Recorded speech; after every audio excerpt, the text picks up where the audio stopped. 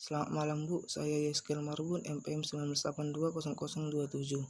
Saya akan menjelaskan karya dari kedua komposer Rusia yang saya amati. Yang pertama, Sergei Prokofiev, komponis muda Rusia yang paling penting pada masa revolusi, juga tidak tinggal di Rusia selama masa 1920-an. Pada waktu itu, Prokofiev telah menciptakan 2 opera dan banyak lagu pendek untuk piano. Ia menjadi seorang mahasiswa yang tidak mau patuh pada persyaratan atau perintah karena ia jauh lebih muda daripada rekan-rekannya dan sikapnya yang sombong. Maka ia tidak mempunyai banyak teman. Ia melawan cara Lyadov, dosennya, dan mengajar harmoni dan merasa bosan dengan kuliah orkestrasi Rimsky-Korsakov.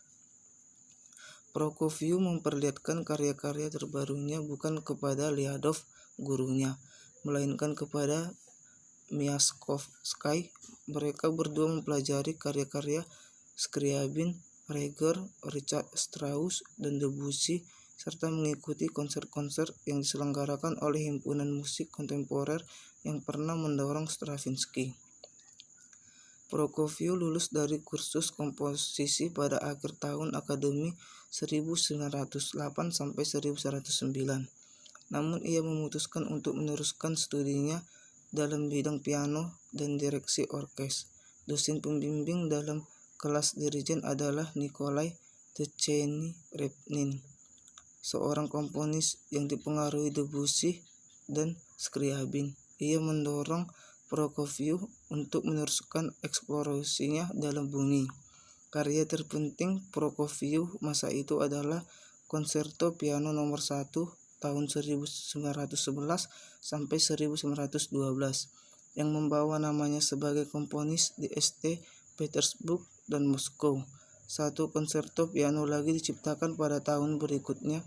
Karya ini menghasilkan keresahan pada pertunjukan pertama karena gayanya yang modern sehingga hampir semua kritikus musik mengutuknya. Prokofiev lulus dari Konservatori St. Petersburg dan memenangkan hadiah Rubinstein untuk piano tahun 1914.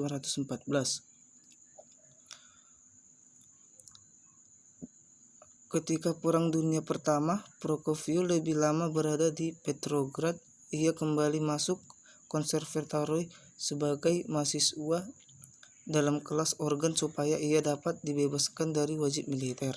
Karya-karya utamanya masa itu adalah sebuah opera penuh dengan unsur kekerasan berjudul Ikhrok atau penjudi, Konserto Biola nomor 1, dan Simfoni nomor 1 klasik.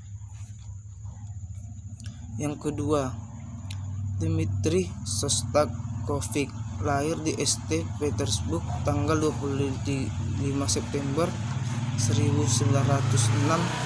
Ia mulai belajar piano dari ibunya, seorang pemain piano profesional. Pada usia 9 tahun, tahun 1919, ia masuk konservatori Petrograd dan ia belajar piano dari Leonid Nikolaev serta komposisi kepada Maximilian Steinberg. Shostakovich melanjutkan studinya dalam komposisi pada tingkat pasca sarjana sampai tahun 1930. Namun ia jarang memperlihatkan musiknya kepada gurunya Steinberg. Karya Shostakovich yang utama selama tahun 1930 sampai 1932 adalah opera tragis berjudul Nyonya Macbeth dari daerah Musensk. Opera ini dipentaskan di Leningrad tanggal 22 Januari 1934 dan 2 hari kemudian dipentaskan. Dapat diciptakan oleh seorang komponis Rusia yang dibesarkan dalam tradisi-tradisi paling baik dari kebudayaannya Rusia yang muncul dalam Korean milik pemerintahan. Sebelum bulan Januari 1936, Nyonya Macbeth telah dipentaskan milik pemerintah. Terima kasih, Bu.